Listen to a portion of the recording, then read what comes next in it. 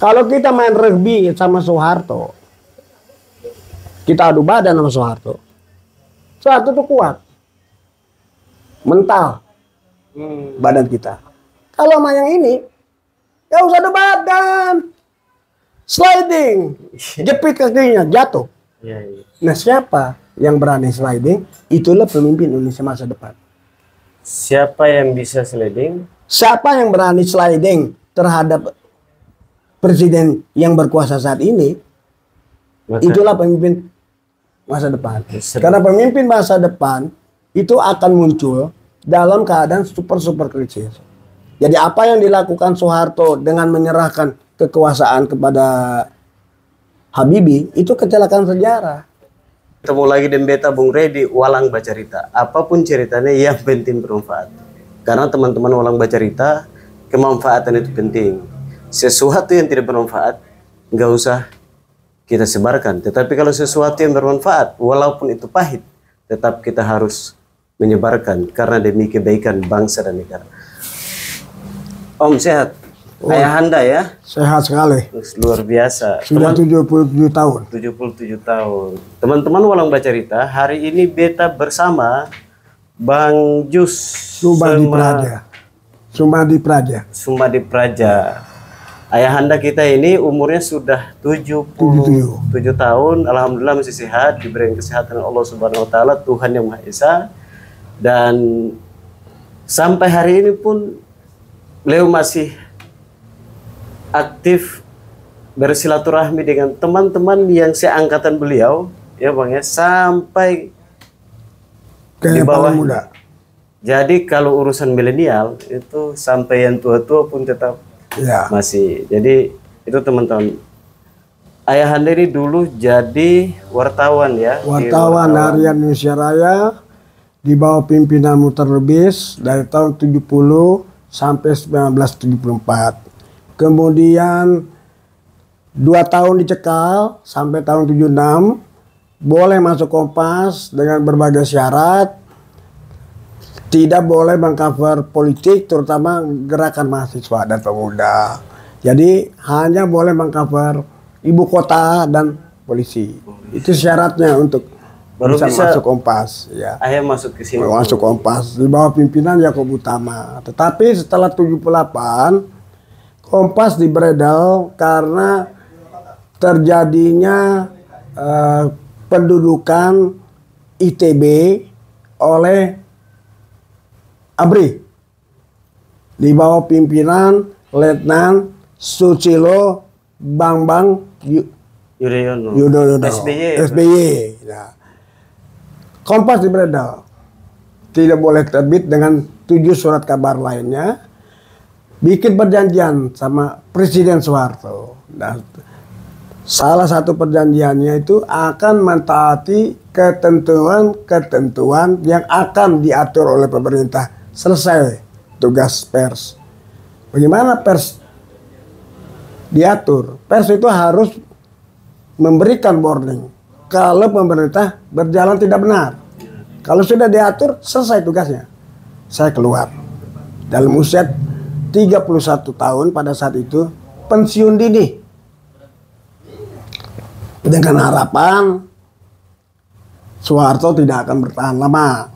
Karena ada tulisan dari Profesor Hebersveit dari Monash University Australia yang menulis mengenai dengan judul Cakrawala 80 bahwa terjadi nanti resesi ekonomi dunia, otomatis Soeharto jatuh. Tapi Soeharto nggak jatuh karena pada saat itu kita lagi bonansa minyak. Jadi lagi kuat ekonomi karena kita punya minyak banyak pada saat itu. Makanya disebutnya bonansa minyak. Dunia itu. Ya, minyak kita beli. Ya, bukan Timur Tengah aja gitu. Nah, disebutnya bonansa minyak. Dia nggak jatuh. Jatuhnya 20 tahun kemudian. Lama ya? Ya, 98. Jadi usia saya dari 31 tambah 20, 51 tahun. Soeharto jatuh. Baru Soeharto jatuh. SBY tadi yang ayah sebut tadi di mana itu waktu itu? Ya dia sebagai perwira muda ya ditugaskan untuk menduduki ITB yang pada saat itu menolak Soeharto menjadi presiden kembali di bawah pimpinan Rizal Ramli, Indro Cahyono, satu lagi sekarang duta besar kita di Jepang. Waduh saya lupa namanya. Pokoknya sekarang duta besar di Jepang. Lupa saya namanya. Pokok dia kasih nama anaknya pada saat itu Gempur Soeharto. Nah, anaknya lahir, dia kasih nama anaknya Gempur Soeharto. Luar biasa semangat. Sekarang duta besar diangkat oleh Jokowi dari BDP. Waduh, saya bisa lupa namanya tuh. Nanti teman-teman Walang bercerita di searching aja duta besar Jepang sekarang ya. Duta besar RI di Jepang. Di Jepang tahun 2023. Heri Ahmadi. Heri Ahmadi. Nah, itu tokoh-tokoh 7778 dari ITB. Yang sekarang masih eksis, Rizal Ramli, Indro Cahyono masih eksis. Masih. Kalau Indo masih mendukung Jokowi. Pada akhir-akhirnya kemarin lagi tanggal 15 Desember sudah tidak mendukung. Kalau nanti nonton podcastnya. Ya. Lalu gini, ayah, apa motivasinya dulu menjadi wartawan? Sebetulnya kecelakaan. Saya jadi wartawan. Bisa jadi kecelakaan. Kecelakaan. Saya itu diterima di 2 universitas. Yaitu di Unpad Bandung, di Fakultas Hukum. Jadi saya menunggu perpeloncoan Unpad, saya masuk organisasi ekstra, namanya IMABA. IMABA itu Ikatan Mahasiswa Bandung. Nah, IMABA itu anggota SOMAL. SOMAL itu Sekretariat Organisasi Bersama Mahasiswa Lokal. Kenapa organisasi lokal itu dibentuk? Karena semua organisasi lokal yang tidak di bawah naungan partai harus bubar.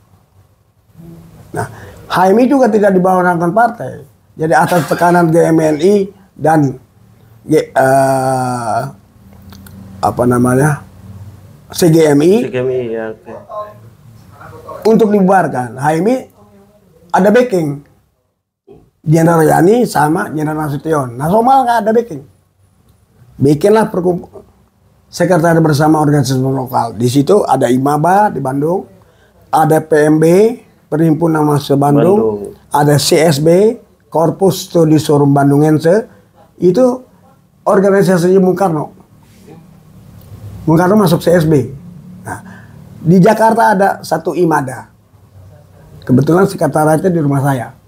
Ikatan Mahasiswa Jakarta diplesetkan karena anak-anak itu gemar dansa. Jadi Ikatan Mahasiswa Dansa.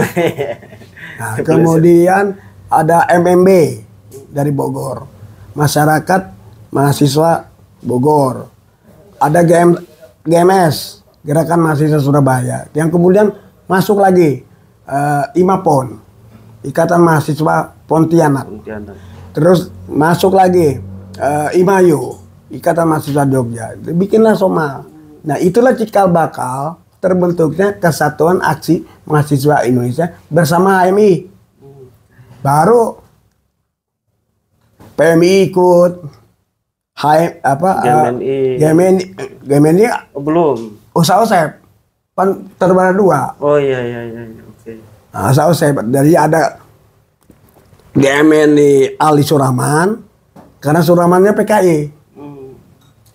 Dan Osep. Kemudian ada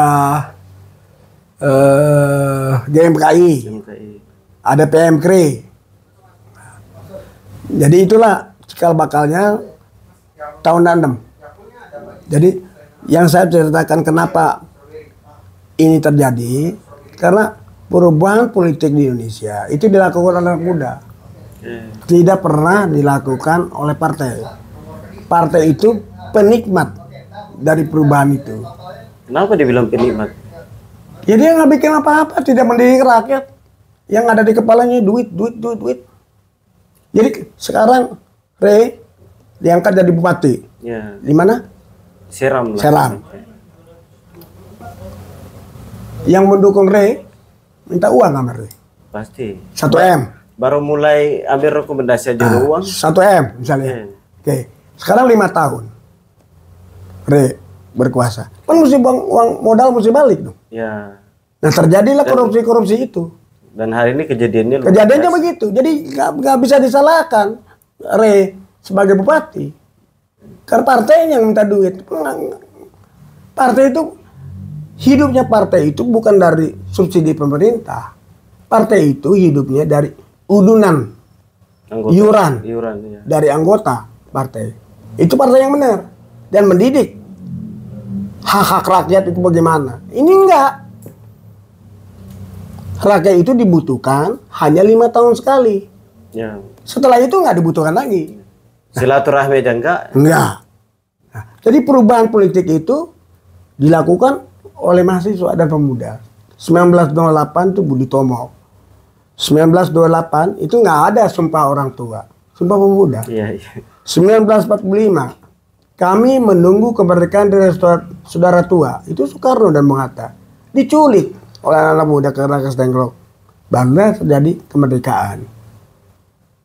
Okay. Dari anem-anem, dari Soekarno jatuh, anem-anem itu mahasiswa yang tadi membentuk kami itu Kesatuan Aksi Mahasiswa Indonesia yang akhirnya karena kami dibubarkan terbentuklah Kesatuan Aksi Pemuda Pelajar Indonesia, Kesatuan Aksi Pelajar Indonesia, Kesatuan Aksi Sarjana Indonesia kasih, Kesatuan Aksi Beca Indonesia KABI dan sebagai pada saat itu tahun 66. Setelah 66 tahun 70 mulai terjadi kritik kepada Soeharto pada saat itu. Ada mahasiswa menggugat, ada komite anti korupsi. Kemudian tahun 71 ada golput dengan tanda gambar putih. Jangan milih 10 partai yang ada yang pada saat itu Pak masih 10 Pak. Ya. Belum 3 partai. Nah, itu yang terjadi pada saat itu. Nah, setelah itu sampai tahun 74 terjadi malari 15 Januari. Orang mengatakan itu anti Jepang, bukan. Mahasiswa dengan kritis sudah melihat bahwa strategi pembangunan Soeharto itu salah. Okay. Dia mau bikin kue yang besar, nanti dibagi rata. Tetesannya sampai ke rakyat itu nggak terjadi. 78 menolak Soeharto, 77-78 menolak Soeharto menjadi presiden. Terus sampai 98. Anak muda. Berarti dari rentetannya dia jalannya dari tadi itu dari Bandung tadi terus sampai ke Jakarta tadi itu sampai 98 itu ya. Dari organda ini tadi. Ya. Jadi nggak ada partai yang membuat perubahan. Anak muda. Jadi ini sekarang juga mestinya anak muda. Ini kadang sudah super krisis. Anak mudanya harus gimana nih? Anak muda kan hari ini juga lagi rame juga nih anak muda jadi ketua partai. Ada anak muda calon presiden, Gibran, kita sebut saja Gibran hari ini. Atau anak muda yang ada di kampus aktivis atau bagaimana ya? Kalau Gibran itu nggak bisa katakan anak muda, itu karbitan. Di karbit itu anak sebetulnya belum pantas menjadi wali kota aja, nggak pantas. Lihat aja dari hasil kemarin debat itu. Debat ya. Itu banyak bohongnya mengenai pariwisata. Solo lebih besar dari Jogja. Ternyata datanya enggak. Iya, Jogja lebih besar dari. Jadi orang-orang kayak begini kok. Nah, Rey membentuk partai. Saya kasih contoh PSI ya. Itu pun banyak kader-kader PSI yang ingin menjadi ketua. Tiba-tiba anaknya Jokowi baru 3 hari jadi presiden, jadi ketua umum. Partai apa itu? Itu partai ece-ece. Padahal partai kan harus ada kaderisasi, Iya kan, dong. organisasi. Kalau di dulu kalau di PII pelajar Islam Indonesia itu kan ada Kader-kader kan? kaderisasi sampai tingkat itu. Baru Masih ada bisa, kader. bisa jadi ketua itu luar Iya, biasa. baru 3 hari masuk PI itu jadi ketua umum. Ya, nggak mungkin. Nggak bisa dong.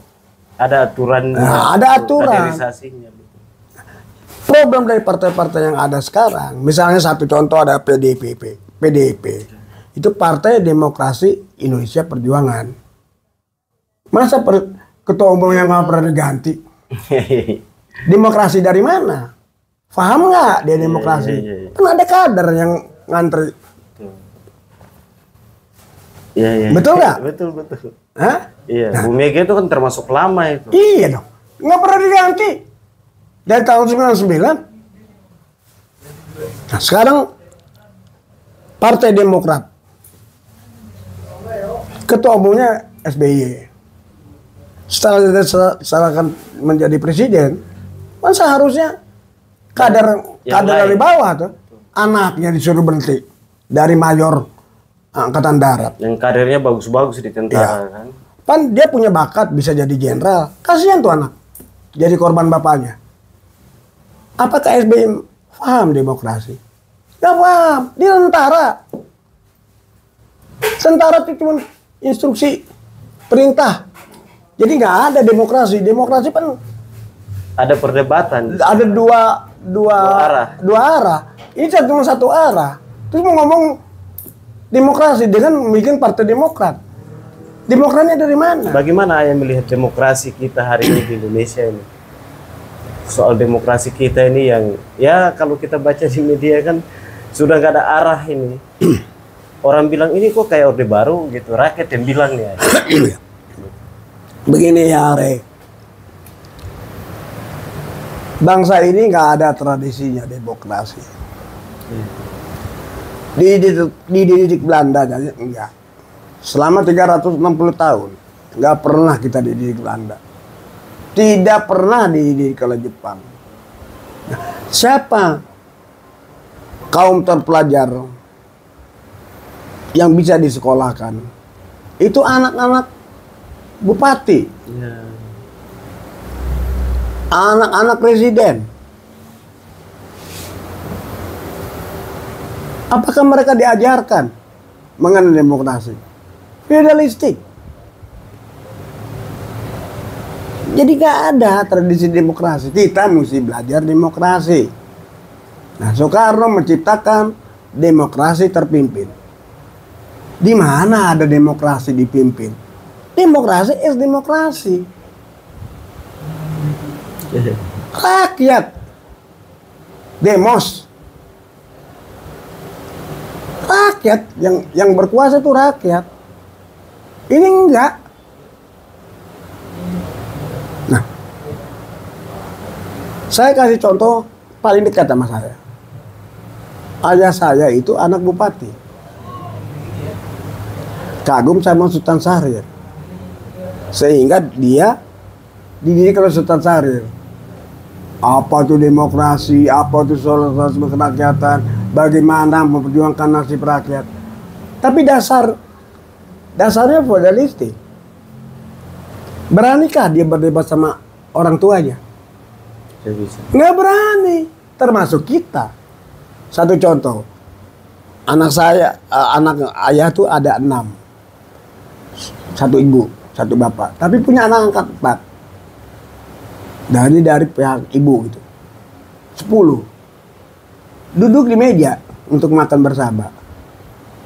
Yang tua-tua dulu kan duduk sana. Yang tamat SMP, kita masih teman kanak-kanak SD, mana bisa duduk bareng sama orang tua. Nah, ketika dia naik ke SMA, kita masih SD. Yang boleh duduk situ SMA dan SMP, yang 4 itu udah keluar tuh. Nah. Oke, kita masuk SMP. Bisakah duduk di meja? Enggak. Karena yang duduk di meja itu anak SMA dan mahasiswa. Kapan kita bisa duduk bareng sama orang tua? Nggak bisa. Ini nggak ada dasarnya tuh. mau bicara dari sehari-hari. Kritik saya soal Mas Soeharto tahun 17 Agustus 1994 tertulis yang Ray baca tadi. Ya. Demokrasi itu cerminnya dari rumah. Lihat Soeharto. Sama istri sama anak takut. Bukannya kita harus bersikap otoriter. Tapi sebagai demokrat, dia mengakunya demokrat. Hei, kamu salah. Dia bilang Pancasila itu demokrasi. Tapi apa yang dilakukan Soeharto? Hiasan bibir.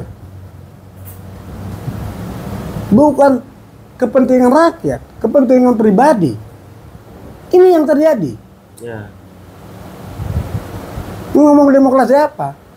Coba sekarang kita lihat dari Pancasila. Apa sih kelemahan Pancasila? Nggak ada kelemahannya.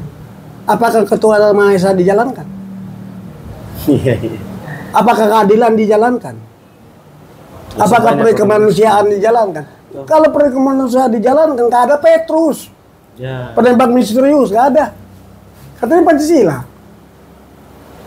Jadi, Hendra sebagai seniman besar, budayawan besar, itu bikin satu syair, perjuangan adalah pelaksanaan kata-kata. Perjuangan kita pelaksanaan. Perjuangan kita Pancasila. Diperjuangkan dong kata-katanya itu. Ketuhanan Maha Esa dijalankan, jangan diadu-adu antar agama. Dan Ray sebagai orang Seram, bagaimana kejadian di Maluku? Ya. Tuh. Terus mau bicara ketuhanan yang Maha Esa? Hah? Musyawarah dan mufakat, mana ada? Yang kuasa yang... Nah, sekarang beda. Yang kuasanya siapa? Oligarki itu yang namanya Cina-Cina itu. Yang pemodal untuk partai-partai. Rusak nggak tatanan ini? Orang masih mengatakan pemilu itu demokrasi. Soeharto juga mengatakan Ya. pemilu. Tapi yang menang siapa? Golkar. Dan itu terjadi ketika 71. Ada seorang profesor yang kemudian pada saat itu masih belum profesor, yaitu William Liddell, pengamat politik dari Ohio University, tinggal di rumah saya hampir 4 bulan. Dia bilang yang menang tuh PNI. Kenapa bisa? Mayoritas pendukung Soekarno banyak. Ya, baru tahun 66 bro. Ini 71 pemilihan umumnya. Tapi dia nggak ngerti, sebagai orang Amerika nggak ngerti budaya bangsa ini. Bagaimana pimpinan pemerintahan tuh. Nah, Amir Mahmud sebagai Menteri Dalam Negeri mengatakan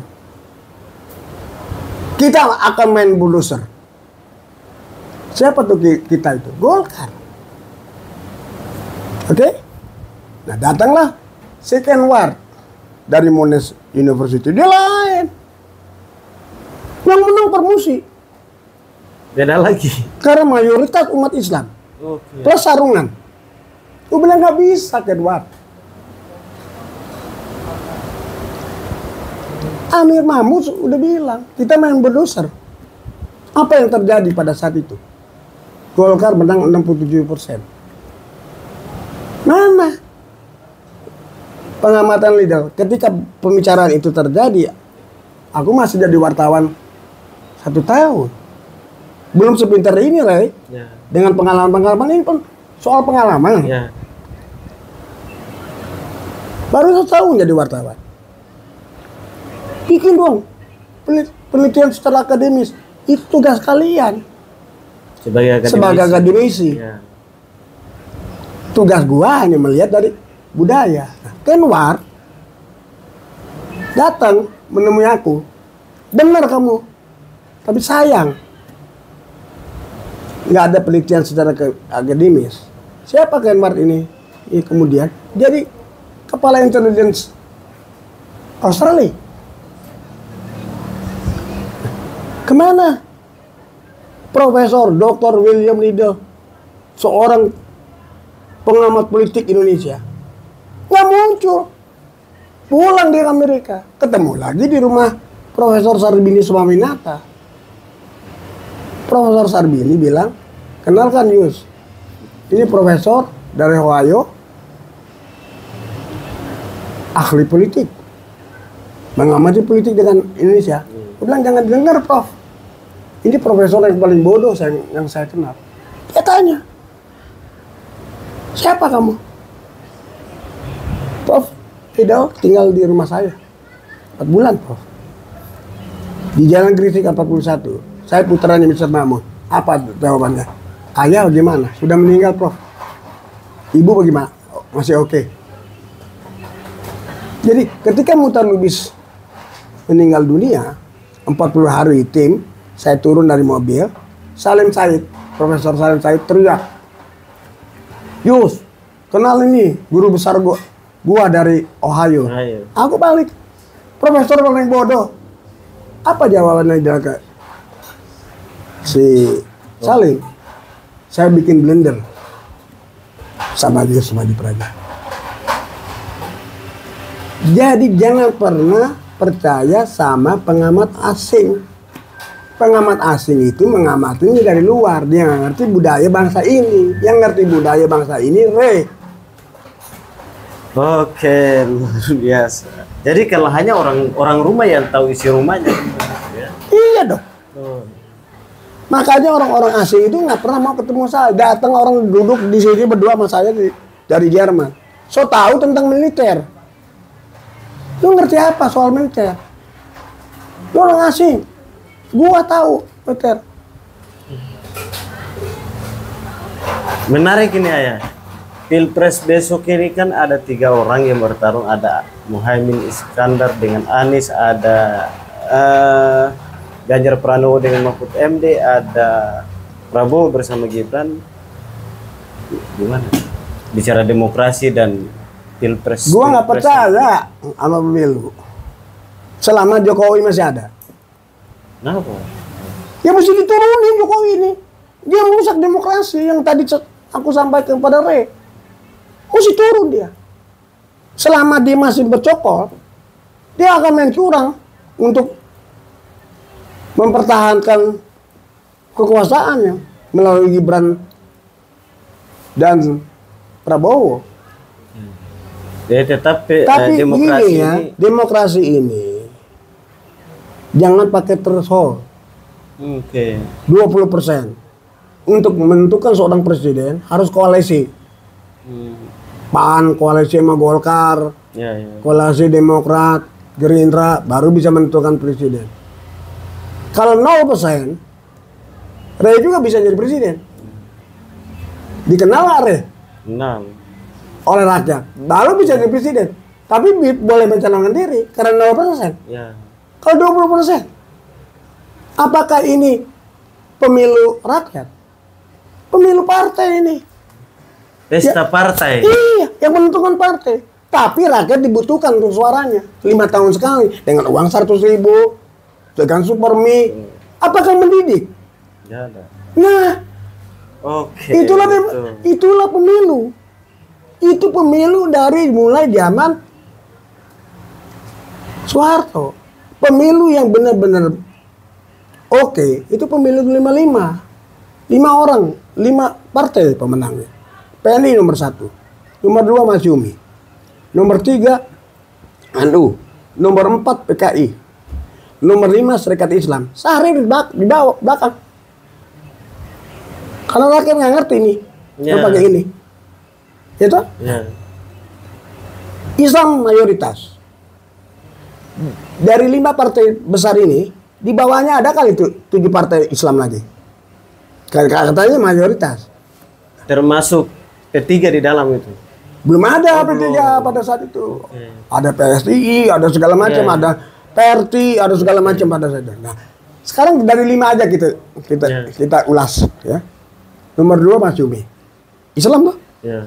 Nomor 3 NU. Islam tuh. Nomor 5 Serikat Islam. Islam tuh. Ini bergabung. Nomor 1 bukan? Pasti nomor 1. Selama Islam tidak membuat satu partai, jangan harap Islam itu menang. Partainya kebanyakan. Rakyat bingung.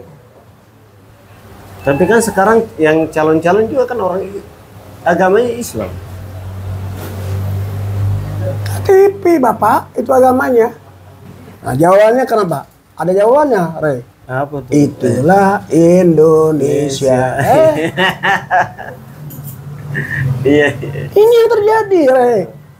Jadi bagaimana kita mau ngomong demokrasi, mau ngomong pemilu dengan keadaan kayak seperti ini? Anies kan Islam. Hari ini banyak dukungannya. Apa bisa menang lawan si Jokowi ini dengan segala kecurangan? Satu putaran Prabowo menang, bisa menang. Satu jalan itu menjatuhkan Jokowi, si perusak demokrasi ini. Ini orang udah nggak bisa diandelin, tukang bohong. Apa tuh SMK? Bener nggak? Iya, betul. Sampai hari ini nggak mungkin. Nah, masa kita dibohongin orang yang nggak jelas dari mana juntrungannya? Ya, soal maritim juga hari ini. Siapa yang membesarkan dia? Jangan salah Megawati loh. Megawati teman gua sekolah di perguruan Cikini. Kan partainya Megawati yang dulu. Bukan. Jadi, yang membawa ke Jakarta itu namanya Prabowo Subianto. Siapa yang membawa Ahok? Hasim Joyodekusumo. Jadi ketika dia bersaing, senjata makan tuan. Setengah Mebal bisa menang sama majikan. Sekarang majikan jadi kacung. Jadi tukang mebal. Apa yang terjadi? Jawabannya apa lagi? Itulah Indonesia. Tapi menarik ini soal Prabowo tadi. Kenapa Prabowo ini kan udah hat-trick nih, calon presiden. Lalu isu yang beredar setiap dia calon, Rey itu 2 tahun lalu bilang nanti pilpres ini pasti masih ada isu pelanggaran HAM. Oh enggak, udah beda zaman. Tapi sampai hari ini kita podcast ini itu masih ada isu pelanggaran HAM. Iya dong, jelas dong. Apakah yang diculik oleh Prabowo dan yang 14 orang hilang itu ayam? Ayam bukan? Manusia. Nah, kemana tuh 14 orang itu? Jelasin dong. Walaupun kita tahu, kita diam aja. Tapi mereka mesti jelaskan secara resmi 14 orang itu di mana. Orang tuanya nanya, kuburannya di mana? Tugas tentara itu apa? Jalankan perintah. Iya. Cuma 2 tugas tentara. Okay. Membunuh atau dibunuh. Karena menjaga kedaulatan tadi. Nah dianggaplah itu yang 14 orang itu musuh. Bunuh aja. Apakah itu pelanggaran? Iya dong. Hak asasi manusia yang dilindungi oleh undang-undang dan dihormati oleh keputusan ketetapan dari PBB itu. Soal pasal-pasalnya tinggal lu buka aja di Google. Ya. Jadi isu itu sampai hari ini selama masih ada Prabowo tetap ada. Lalu kan yang jenderal-jenderal yang kita baca ada di sidang waktu itu di sidang militer. Termasuk SBY. Ya Wiranto dan lain. Wiranto termasuk si siapa? Komandan Kopassus nih. Agung Gumilar. Bahkan Agung Gumilar bikin statement bahwa dia dipecat. Tapi apa yang terjadi sekarang? Mereka mendukung. Ya. Kemarin kan 2019 mereka lawan. Ya sekarang mendukung. Bagaimana itu? Jawabannya itu. Itulah Indonesia. Bangsa ini akan maju kalau pemimpinnya niatnya nggak tulus, nggak ikhlas dan jujur. Kita kehilangan leadership. Pemimpinnya tidak punya integritas, tidak punya dignity, harga diri, tidak jujur, tidak tulus dan tidak ikhlas. Bagaimana bangsa ini akan maju kalau pemimpin modelnya kayak begitu?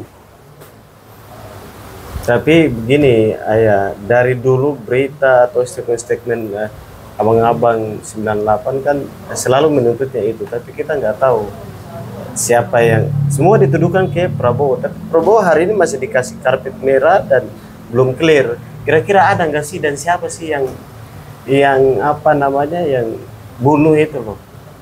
Sepengetahuan ada nggak sih?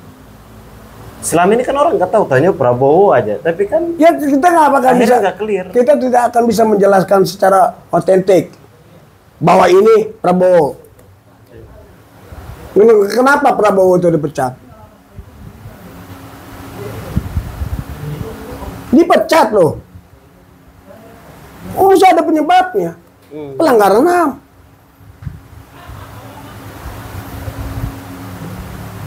Itu kan yang dibuktikan oleh SBY, Agung Gumilar, Wiranto dan sebagai panglima untuk memecat dia. Sekarang mendukung. Apa yang terjadi di bangsa ini? Kepentingan pribadi manusia ini. Rakyat dikorbankan. Maksud bikin partai itu apa? Untuk mendidik rakyat, bukan untuk menipu rakyat. Ini yang terjadi sekarang. Kita dibutuhkan hanya 5 tahun sekali. Kalau saya mengharap sih nggak ada pemilu. Ini guruan dari saya ya. Kenapa pemilu itu kualat? Dilakukan tanggal 14 Februari 2024. Itu ulang tahun Yusuf Hadi Praja ke-77. 7 kali 2, 14. 7 tambah 7, 14. Itu hanya boleh yang merayakan Yusuf Hadi Praja. Dan orangnya gadis-gadis cantik yang umur 17 tahun. Yang pakai rok mini Valentine Day. Dengan membawa coklat. Bukan rakyat Indonesia. Kalau dia bikin tanggal 15 atau 16 Februari, ya kualat. Ini kualat. Ulang tahun gua yang kepestain tiap tahun. Aku tuh sama si Irwan. Iya. Lalu hari ini ada 2 orang. Jadi kontroversial juga sebenarnya. Satu jadi kontroversial, satu punya pengagum yang banyak. Yang pertama dulu. Sebagai wartawan senior, sebagai aktivis, sebagai orang tua, sebagai guru, umur sudah 77 tahun, insya Allah sehat-sehat terus. Saya pasti mungkin dulu menulis di koran atau mungkin bertemu langsung. Ada yang pertama itu jadi kontroversi Luhut bin Sarpanjaitan, siapa sih orang ini? Dan yang kedua itu Rocky Gerung. Yang hari ini narasi-narasinya hebat dan luar biasa, tadi sempat disebut tadi. Kalau Luhut bin Sarpanjaitan itu seorang MPK. Dia dipercaya oleh rezim Soeharto untuk membentuk pasukan khusus anti teror setelah terjadinya kasus pembajakan Mola. Mereka dididik khusus di Amerika. Nah, ketuanya itu Luhut bin Sarpanjaitan, mayor komandannya pada saat itu. Wakil komandannya Kapten Prabowo Subianto. Nah, apakah Luhut itu seorang militer yang baik? Saya tidak akan sebut nama-namanya. Teman-teman juniornya dia, yang di atas angkatannya dia. Pokoknya Yus, kalau dia galak di kota, seperti dia bilang kasus Rempang, saya makan bulldozer. Itu pasti diperangnya penakut.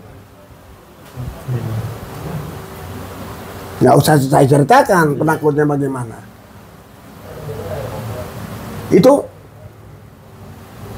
teman-temannya sendiri yang bilang begitu. Prabowo itu lain. Ya ini gimana? Pemberani dia. Nggak ada senior atau junior meremehkan Prabowo. Ya. Oke? Ya. Nah, Rocky Gerung itu junior dari aku. Aku masuk IMADA tuh tahun 69. Setelah masuk IMABA sebelumnya, kata mahasiswa Bandung. Karena sekretariat dia di rumah, kan nggak enak. Karena aku nggak jadi kuliah di Bandung tuh, masuklah Ikatan Mahasiswa Jakarta.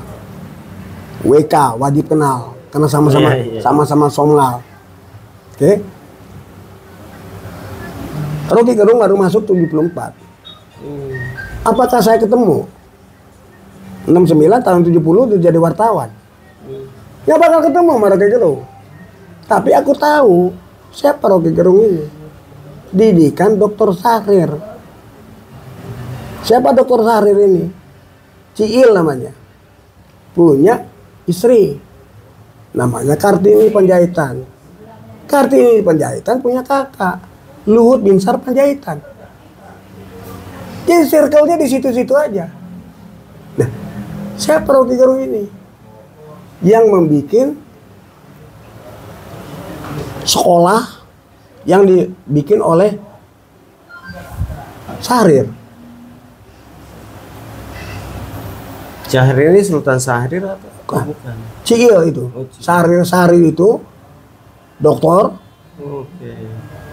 Ditangkap, malari, 3 orang diadili, Hadiman Sergar, Dr. Sahrir, pada saat itu masih dokter Andas, sama Aini Halid. Cuma 3 yang diadili. Nah, dibikinlah sekolah ilmu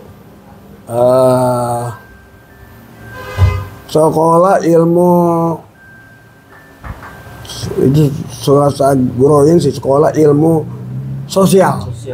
Saya suka guruin pada saat itu. Itu memang sekolah ilmu sesat gitu. Nah, itu Rocky Gerung.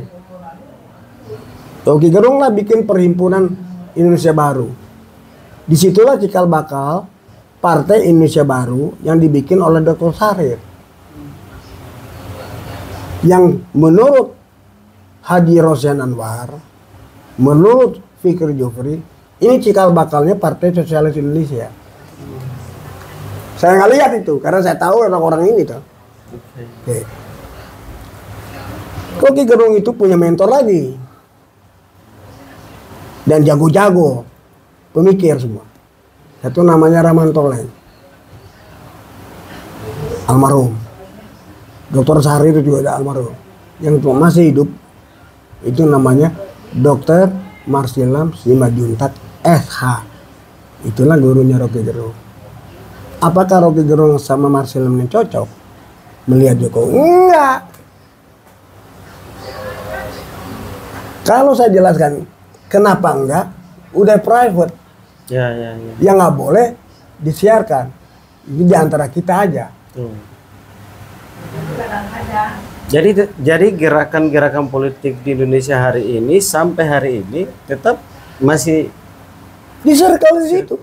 Putar-putar di situ. Jadi politik di Indonesia itu dari mulai zaman 45 sampai sekarang itu muternya di situ. Tidak pernah keluar dari rel. Nih, aku tulis apa nih? Roda politik berputar sama seperti rezim lama. Nah, muter aja. Nggak pernah keluar. Semua kejadian-kejadian muternya di situ. Nanti saya jelaskan soal kejadian off the record. Oke. Bukan untuk publik. Konsumsi podcast. Untuk pengetahuan. Saya akan jelaskan. Lalu hari ini yang menurut Ray sih sedih, tapi saya nggak tahu kalau menurut Ayah. Sedihnya begini, kalau Ray selalu bilang kalau aktivis itu kan harus dukung aktivis. Prabowo tadi sudah dijelaskan dan banyak podcast, banyak konten jelaskan Prabowo ini adalah pelanggar HAM yang sampai hari ini masih calon presiden. Tapi ada banyak senior-senior aktivis, teman-teman aktivis. Satu di antaranya Budiman Sujatmiko. Oke, gimana tanggapan soal aktivis dukung Pak Prabowo? Bagaimana? Teman-temannya dari PRI marah.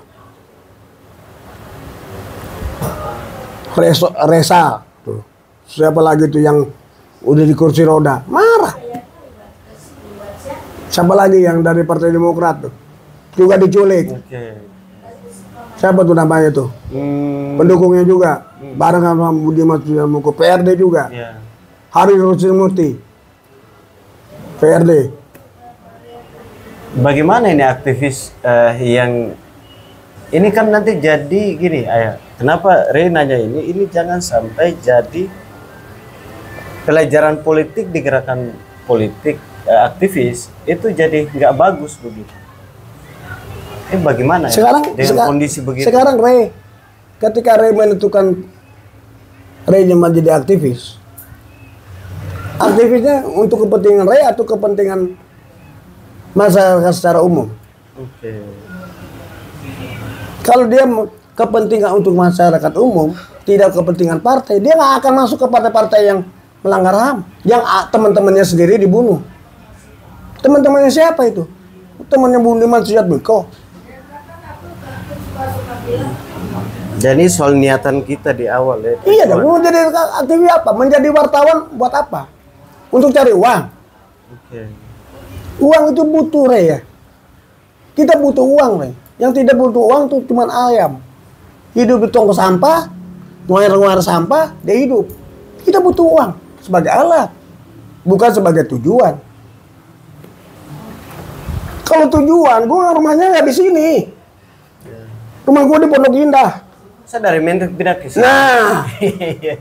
lu bisa bayangin? Iya. Jadi anak Menteng pindah ke sini kan begitu. Ya. Kalau gua sebagai aktivis, sebagai wartawan yang benar, tujuannya untuk kepentingan gue pribadi, ngapain gue berjuang maki-maki Jokowi? Betul. Nah, anak Menteng nggak bisa jadi orang kaya. Ya. Teman-teman gue semua anak-anak Menteng kaya. Ini soal will, soal mau atau tidak. Kalau aku sudah menentukan diri menjadi wartawan dan tidak mau menulis lagi, mau bicara karena protes perjanjian 78. Ya konsisten. Dan jangan seperti orang mengatakan, nanti aku kasih statement dari orang mengatakan, Bapak ini kalau di zaman Soeharto ceramahnya di akhirat. Gua kasih lihat. Udah dari dulu nih. Gua kritik Soeharto. Iya. Lu masuk WA Group Freedom of Speech. Ngerti nggak freedom of speech itu? Paham nggak artinya apa? Kalau gua pada saat itu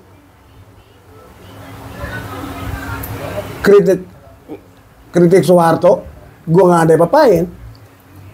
Kalaupun diapa-apain, ya gua dikarungin loh. Oleh Petrus. Enggak, baru dia maaf. Karena dia nggak tahu gue ini siapa. Ayah, menarik. Ngomong terakhir tadi saya kita kelewatan ini. Hari ini salah satu pasal Undang-Undang ITE ini menjadi polemik di masyarakat. Ya. Sebagai mantan wartawan dan aktivis, apa tanggapannya soal Undang-Undang itu? Ya, Undang-Undang ITE itu sebetulnya untuk transaksi ekonomi, bukan untuk berbeda pendapat, tapi ditafsirkan oleh yang kuasa untuk menangkapin orang. Nah, salah satunya adalah Dani Dewa tahun 2018, Sri Bintang Pamungkas. Makanya ketika diskusi di Komnas HAM, saya bilang ini rezim otoriter norak menggunakan Undang-Undang ITE untuk menangkap aktivis yang berbeda pendapat. Apa bedanya sekarang Undang-Undang ITE dengan Undang-Undang subversi yang sudah dihapus di era Soeharto, digunakan Undang-Undang Belanda untuk masyarakat Indonesia, untuk aktivis-aktivis, untuk menangkapin aktivis. Gak ada bedanya, aku bilang. Penafsirannya semua maunya kuasa.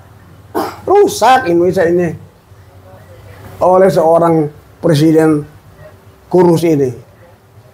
Jadi kalau Soeharto yang gagah nggak nangkep gua, masa si kurus mau nangkep gua gitu. Ya kalau ibarat ya, tahu main rugby bola Amerika,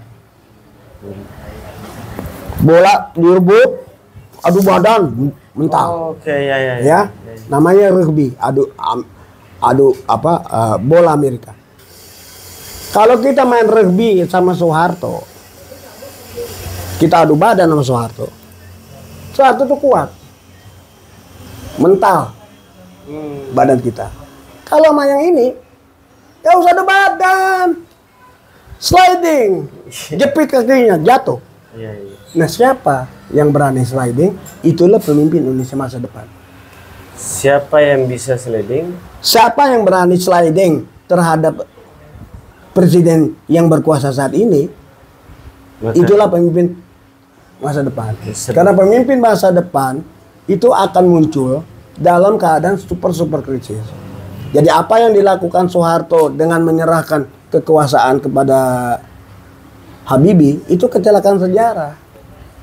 Karena Soeharto sudah bukan bikin surat perintah kepada Wiranto, tapi Wiranto nggak sanggup.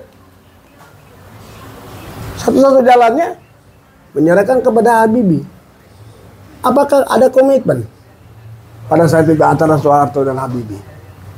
Hanya mereka yang tahu. Nah, kalau Rey mengikuti semua situasi pada saat itu, bagaimana Soeharto sakit, Habibie mau ketemu, tetap Soeharto menolak. Sampai Soeharto sakit keempat. Saya dapat dari sumber-sumber yang layak percaya sebagai wartawan. Dia minta tolong kepada Bepasan untuk menyampaikan kepada Pak Harto bahwa dia mau ketemu Pak Harto. Apa jawaban Pak Harto? 3 jawabannya.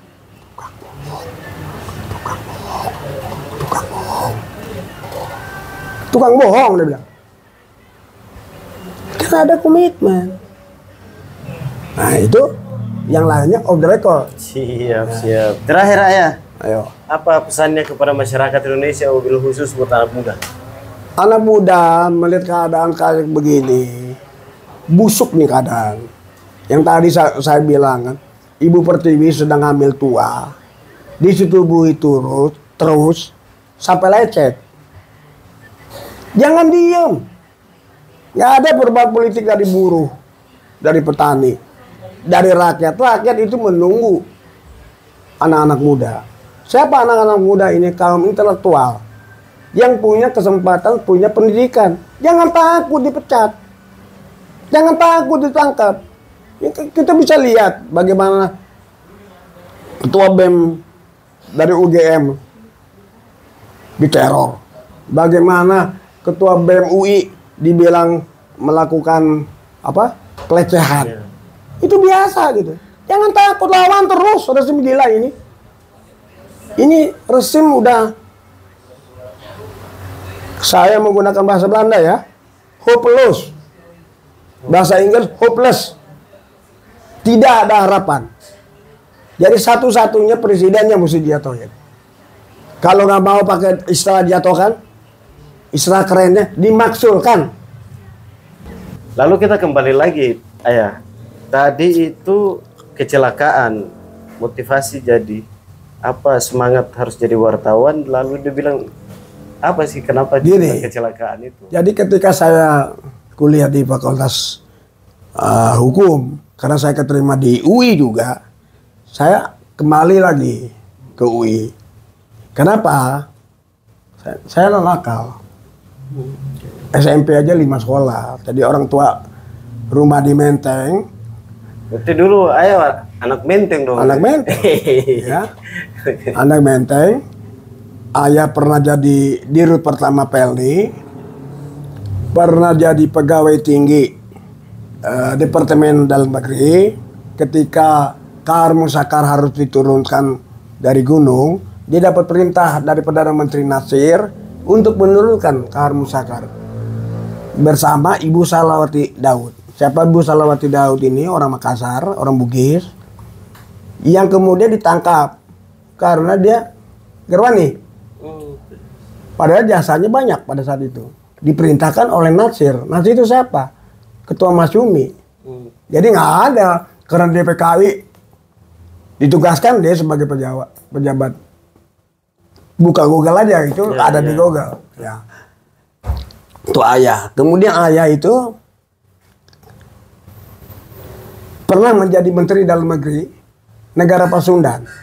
Oke. Nah, jadi ketika Republik Indonesia Serikat itu dibentuklah negara-negara bagian. Ya. Nah, jadi ketika Siliwangi hijrah ke Jogja, kembali lagi ke Jawa Barat sudah tidak ada RI. Ori itu singkatan dari uang RI tidak berlaku. Nah, yang membiayai kebutuhan Siliwangi selama negara Pasundan itu ada, itu ditugaskan kepada Menteri Dalam Negeri, misalnya Mamun Sumadi Praja. Itu semua keterangan itu saya dapat dari Nasution. Itu bos saya. Nah, Luar biasa. jadi setelah saya keluar dari Kampus. ketika saya kuliah dari UI itu, tahun kedua saya pikir ngapain saya kuliah di hukum. HIR segala macam tuh, titik koma nggak boleh salah. Iya, iya. Ini sebetulnya aku tuh pengen masuk IPK. Apa tuh? IPK tuh FISIP. Oh, Nah, dulu EVA IPK UI. Jadi apa tuh? Fakultas Hukum, Ilmu Politik dan Kemasyarakatan. Diplesetkan oleh kita-kita karena EVA itu nggak ada wanita cantik. iya, iya, iya. Semua masuknya IPK. Iya, iya. Jadi Fakultas Hiburan, Ilmu Peragawati dan Kecantikan. Nah, di IPK itu banyak sekali bidangnya. Iya. Ada kriminologi, ada jurnalistik, ada sosiologi, ada administrasi negara, segala macam di situ. Saya pinginnya ke situ, tapi ayah itu lawyer, sarjana hukum, Mr. Indrehten. Dia mau anaknya, Ikut seperti bapaknya. bapaknya. Oke. Nah, Makanya kecelakaan tadi saya ketika masuk melihat di itu, wartawan itu ya. Ini apa? Nah, saya pergilah ke kakak saya. Kakak saya itu seorang kolonel angkatan laut penerbang. Dialah pendiri penerbang angkatan laut. Namanya AHK Hamami. Bapaknya orang Sunda, ibunya orang Bugis. Ibunya itu kakaknya dari Ibu Sud, pengarang lagu anak-anak dan lagu-lagu perjuangan. Iya, iya. Orang Bugis itu. Iya. Nah, dia bekerja di Indoconsult sebagai peneliti yang kemudian menjadi direktur dari perusahaan Indoconsult milik Profesor Sumitro Joyo Hadi Kusumo, bapaknya Prabowo Subianto. Saya datang sana, saya minta untuk menjadi kerja di situ. Dia bilang di sini kerja cuma jadi teknik. Kamu kerja harus pakai ini. Dia lempar koran. Harian Indonesia Raya. Saya bilang sama kakakku ini, wah nggak bisa Ahmed. Baca koran aja nggak pernah. Iya, iya. Bagaimana saya bisa jadi wartawan? Udahlah, pakai otak. Karena lagi saya di Surabaya, dia masih pangkatnya mayor, bikin penerbangan angkatan laut, saya tinggal di dia, dibuang ke Surabaya itu. Guru saya, guru aljabar, ilmu ukur. Ini orang pintar. Ini orang dia jadi siswa akademi angkatan laut di Belanda, di Den Helder. Selesai 3 tahun, tapi dia dapat BE. BE sih. BE Bachelor of Arts. Oke. Ya. BE untuk matematik. Jadi dia dapat angkatan 2 dari angkatan laut juga dapat BE. Malamnya kuliah dia. Ini kakakku nih, Luar biasa. orang hebat. Dari peneliti bisa jadi direktur di Indoconsult. Besoknya saya langsung ketemu dengan pimpinan redaksi. Kaget saya. Siapa? Muhtar Lubis. Oh, Siapa Muhtar Lubis ini? 9 tahun di penjara di era Soekarno. Karena kekritisannya di ya. korannya itu. Mengungkap korupsi dan sebagainya. 4 tahun tahanan rumah.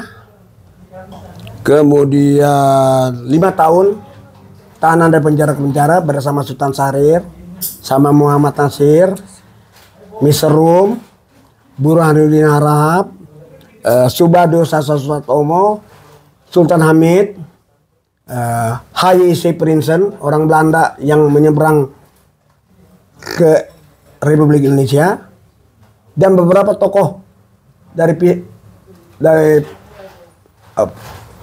terbanyak dari pihak Islam. Ya. Salah satunya Anak Agung Gede Agung. Itu seorang keturunan Sultan di Bali. Banyak sekali pada saat itu, lebih dari 20 dipenjarakan di Madiun. Nah, jadi ketika saya umur 10 tahun, itu di depan rumahnya Muhtar Lubis itu ada lapangan tenis. Nah, Sultan Syahrir, ayah tuh pada main tenis di situ. Dia selalu keluar di kawat karena lapangannya di bawah gitu, di kawat. Dia berkata, "Hei, teman-teman." Nah, aku tanya sama ayah, siapa itu orang? Hebat betul, dijaga CPM 2. Ini orang hebat. Bintang 5 dia, bukan bintang 4. Lebih dari jenderal. Iya. Masuk WC aja dikawal dia. Tanah rumah dia. Nah, dari situ dipindahkan lagi. Jadi 9 tahun dia di penjara. Nah, saya kerja di koran itu. Bagaimana saya nggak gemetar ketemu orang hebat ini. Jadi dengan secara koran tadi. Enggak, secara kartu nama. Oh, kartu nama ya. Dear Engga, itu wakil pemimpin redaksi Indonesia Raya.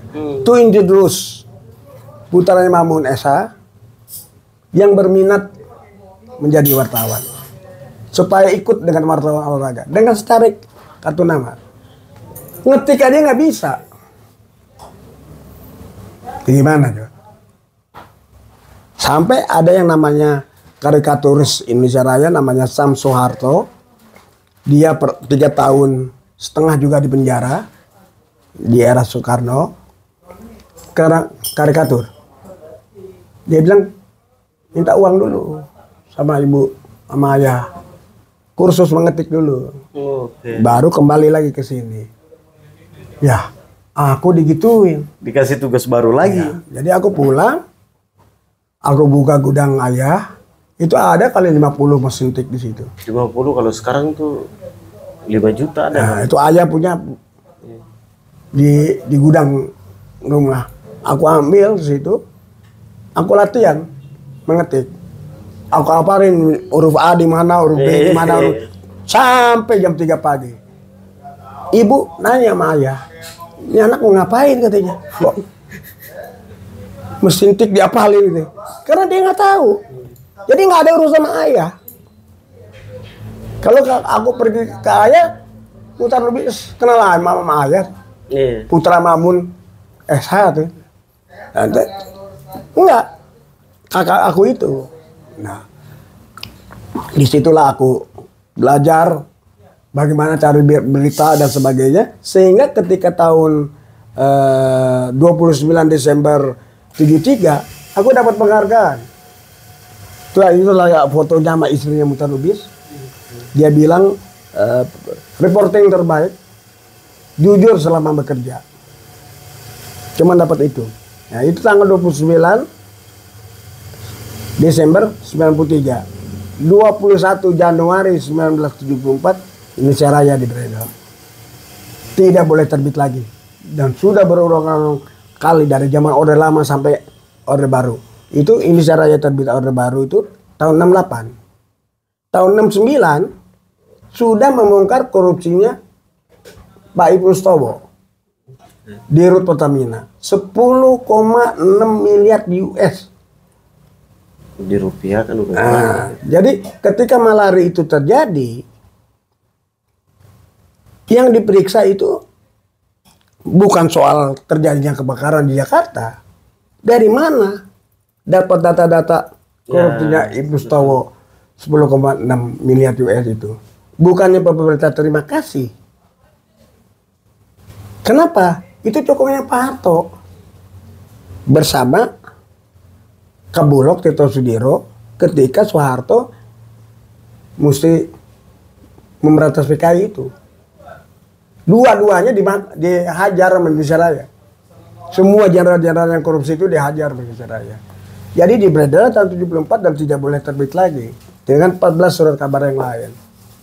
Bahkan pada saat itu ada permohonan dari beberapa pers untuk dibuktikan bahwa pers itu salah. Bawalah kami ke pengadilan. Nggak digubris. Soeharto berkuasa kok. Yeah. Nah, ketika saya masuk Kompas,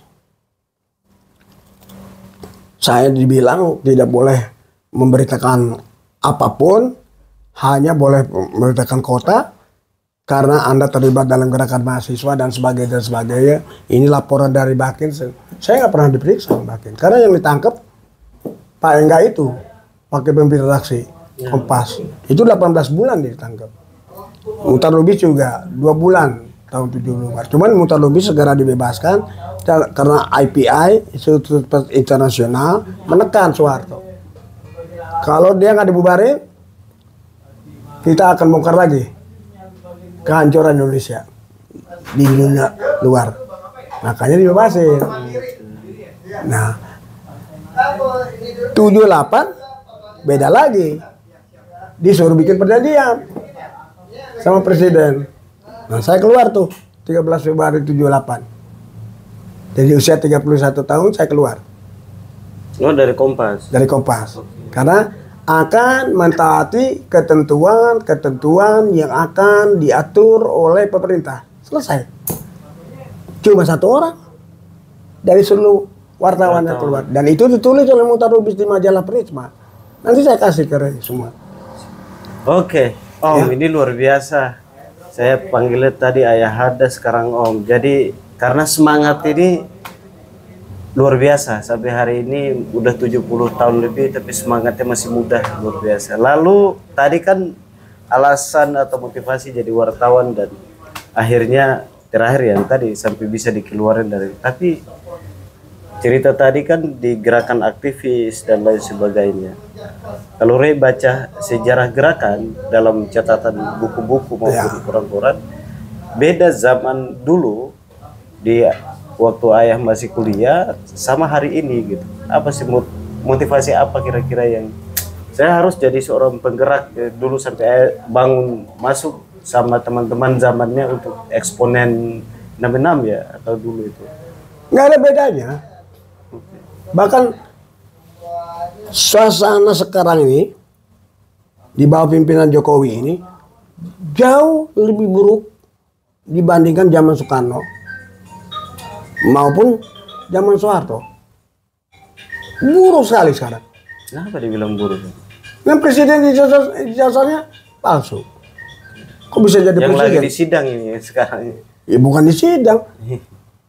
Saya kenal tuh yang penulisnya Bambang Tri. Kenal baik. Main ke rumah. Kan rumah saya terbuka buat semua orang. Ya. Ray juga datang ke sini kan. Ya. Saya terima dengan baik-baik. Saya jadi pendidik buat anak-anak muda ini. Nah, termasuk si Bambang Tri ini. Mantan wartawan dari Wawasan, dari Jakarta Simbun.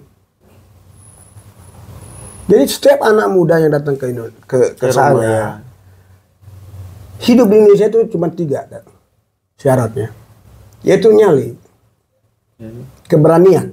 Tapi kalau hanya keberanian aja, negatif. Ya. Tapi keberanian itu harus jadi positif. Jangan nipu orang, jangan pukulin orang, jangan bunuh orang. Nah, nyali itu harus di-create. Jangan sampai bersinggungan sama yang berwajib. Ya. Positif toh.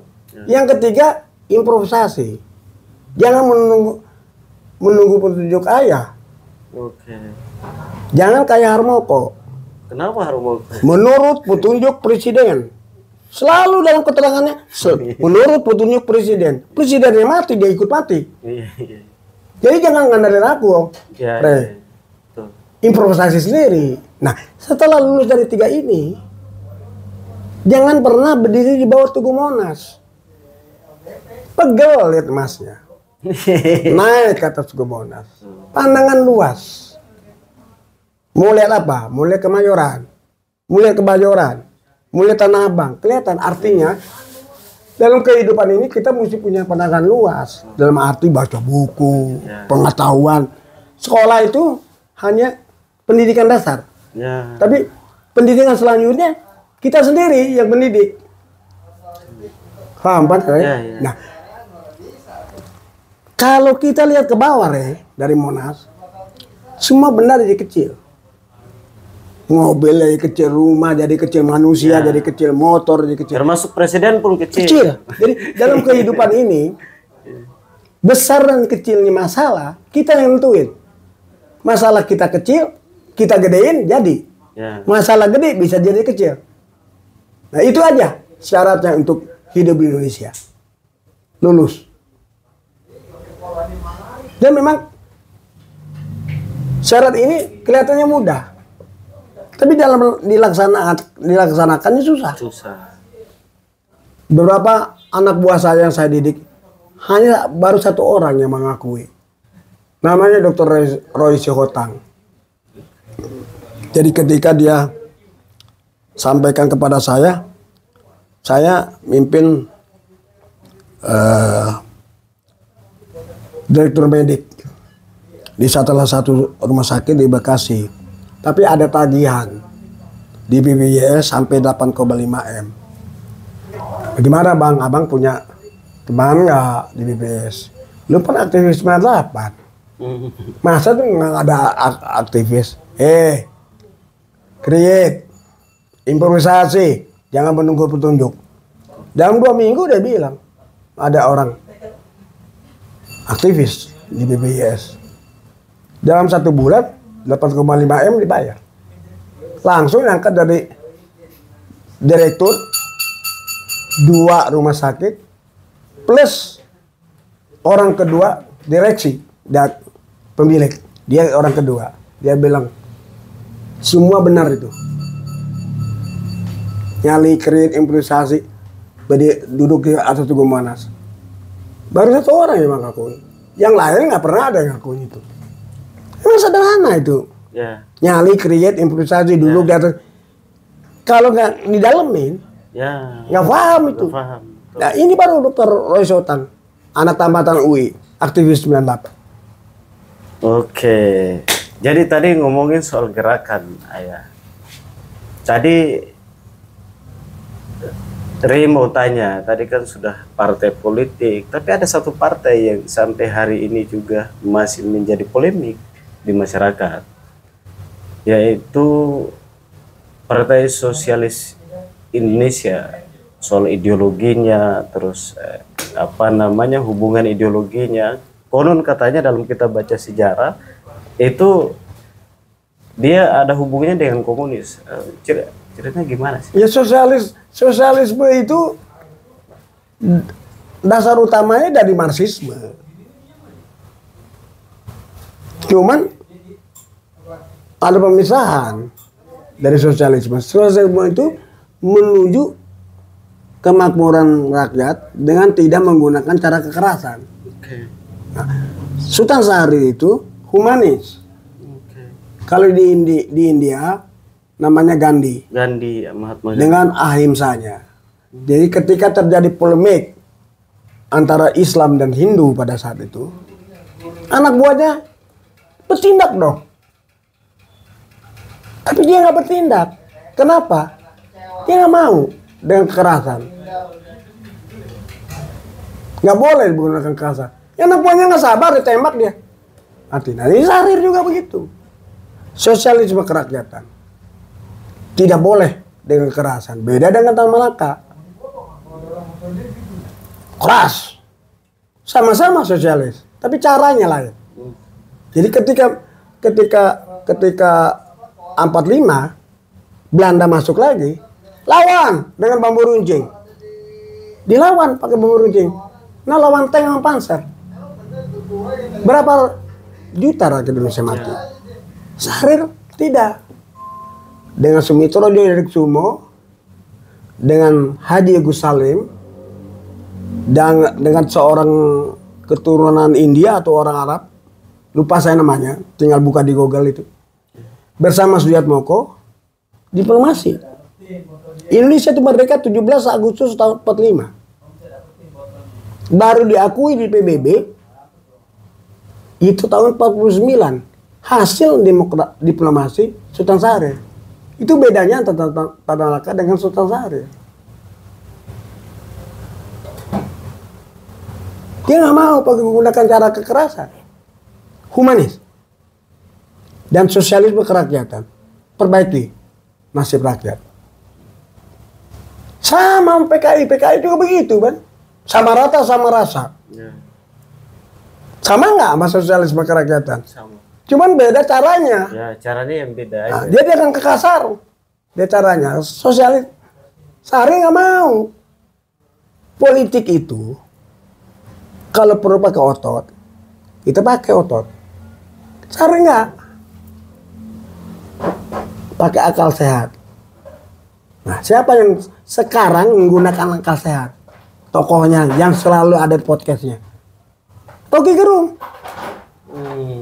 Itu pahamnya Syahrir itu. Makanya tanya sama Rocky Gerung. Lu kagum sama siapa? Asli dan Sultan Syahrir. Menggunakan akal sehat. Jangan kekerasan.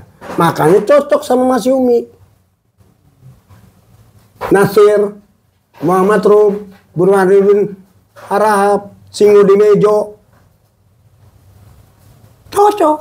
Karena menggunakan akal sehat. Tapi apakah orang sosialis cocok sama orang PKI? Nggak cocok. Makanya yang dibubarin cuma dua tuh. Mas Yumi dan Partai Sosialis. Iya. Dan selalu yang menjadi korban Mas Yumi dan PSI. Kalau ada kekacauan, itu orang Sosialis dan PSI. Karena menggunakan akal sehat. Berarti cara-cara kekerasan ini memang sudah dari zaman Indonesia merdeka sampai saat ini juga. Tapi ayah sebelum jawab, ayah minum dulu, ngeteh dulu. Ya jadi begini ya, Rey ya. Ketika Jepang datang, itu ada dialog penting antara Tan Malaka dengan Syahrir. Dia bilang ke Syahrir, bahwa pemimpin Indonesia masa depan itu saya.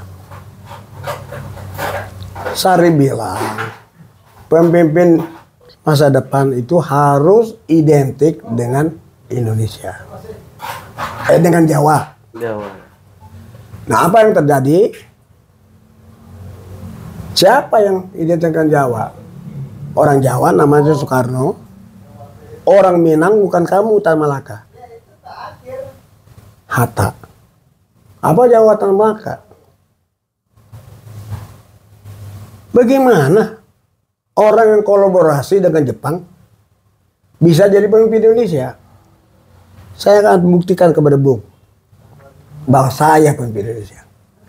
Naik sepeda dia dari Bayah, Banten, keliling Jawa Barat, keliling Jawa Tengah, sampai Mojokerto. Dua-duanya underground. Syahrir dan Tan Malaka yang melawan Jepang pada saat itu. Jadi kader-kadernya ada yang namanya Om Tobing, itu dikasih obat. Kalau ditangkap sama Jepang, telan obat. Semua kader-kadernya diikutin si Tan Malaka sampai di Jakarta, diculik pada ujungnya Banyuwangi. Nah, buktinya lu nggak dikenal di antara mereka aja gitu. Tapi apakah ucapan Tan Malaka, bagaimana orang yang kolaborasi bisa memimpin Indonesia, itu benar? Apakah dengan perubahan dari Soekarno ke Soeharto itu orang baru? Orang lama itu. Cuman ganti baju. Dia memimpin Indonesia selama 32 tahun. Apakah dari Soekarno dari Soeharto ke Habibie reformasi? Bukan. Habibie itu identik dengan Soeharto. Ganti baju. Ketika Soeharto kepada Gus Dur, apakah Gus Dur frontal terhadap Soeharto? Enggak. termasuk Amin Rais. Dibilang pemimpin revolusi. Ya. Kalau kita baca beritanya, catatan kan begitu. Kalau Amin Rais ibarat balap motor, 25 lap, Amin Rais masuk di lap ke-18. Udah terakhir dong. Iya. Tikungan akhir. Nah, kita udah capek. Mesin motor kita udah panas. Dia menang. Nggak pernah ada Amin Rais lawan Soeharto pada saat itu. Amin Rais itu terkenal karena tulisannya di Sinar Harapan mengenai Khomeini. Baru muncul. Barulah Yusma di Praja mengenal Amin Rais. Yang kita kenal pada saat itu Hariman. Hariman Siregar. Nah, Yusuf AR. Kapi itu. Ya. Tetap konsisten melawan Soeharto. Julius Usman, Guru JC Irwan, konsisten. Banyak tokoh-tokoh nggak jadi juga. Yang jadi yang kolaborasi. Gitu. Nah, ketika dari Gus Dur ke Megawati, apa Megawati bukan Orde Baru? Cuma 3 partai. PDI, P3, Golkar. Yang bikin siapa? Soeharto. Bahwa nanti dia diganggu sehingga terjadi 27 Juli, itu lain lagi gitu. Ya, ceritanya beda lah. Beda lagi gitu. Tapi tetap didirikan oleh Soeharto. Di tengah-tengah itu, untuk mengganggu Soeharto, kita bikin PUDI. Partai Uni Demokrasi Indonesia dipimpin oleh Sri Bintang Pamungkas. Bisa dilihat siapa tuh pendirinya tuh di Koran Merdeka. Cuma 4 orang. Sri Bintang, Rani Yunsi, seorang tokoh Islam yang menolak asas tunggal, Saleh Abdullah, dan saya. Saya bilang, saya dan Rani Yunsi di belakang layar. Saleh Abdullah dan Sri Bintang jadi pemimpinnya. Nah, pada saat itu ditangkap Saleh Abdullah dan Sri Bintang. Kalau intelijen kita cermat, dia baca Merdeka, yang ditangkap yang di belakang layar dong. Iya. Harusnya. Iya. Tetapi yang muncul pun 2 orang ini. Kan? Nah, apakah bikin PUDI itu untuk ikut pemilihan umum? Enggak. Awalnya cuma ganggu-ganggu aja gitu. Dan Soeharto merasa terganggu. Ditangkap tuh. Sri Bintang ditangkap, Julius Usman ditangkap. Saleh Abdullah ditangkap. Cukup lama, 3 bulan pada saat ditangkapnya. Jadi kalau lihat partai-partai di Indonesia ini lucu. Gak ada perubahan itu dari partai anak muda. Jadi jangan pernah memusuhi anak muda. Bahwa anak-anak muda sekarang dengan kemajuan teknologi main game. Ini tugas senior-senior untuk masuk ke kampus. Untuk menjelaskan ini keadaan Indonesia ini sekarang super krisis.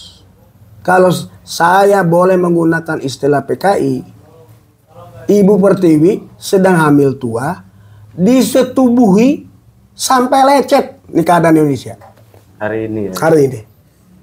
Bagaimana seorang presiden mengaku paham demokrasi? Iklan TV. Untuk Partai Solidaritas Indonesia.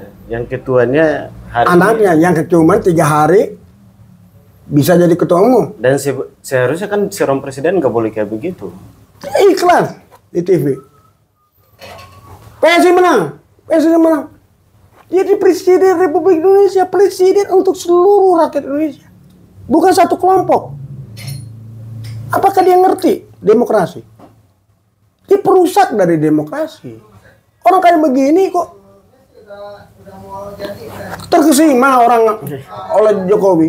Jokowi ini penipu. Presiden terburuk selama Indonesia 78 tahun merdeka. Orang kayak begini mesti dijatuhi. Nggak boleh dipertahankan. Kalau benar-benar ingin demokrasi. Nah kalau ini terjadi pemilihan umum, Jokowi tetap jadi presiden sampai Oktober 78, Oktober 2024. Nggak bakal menang yang namanya Anies. Ya.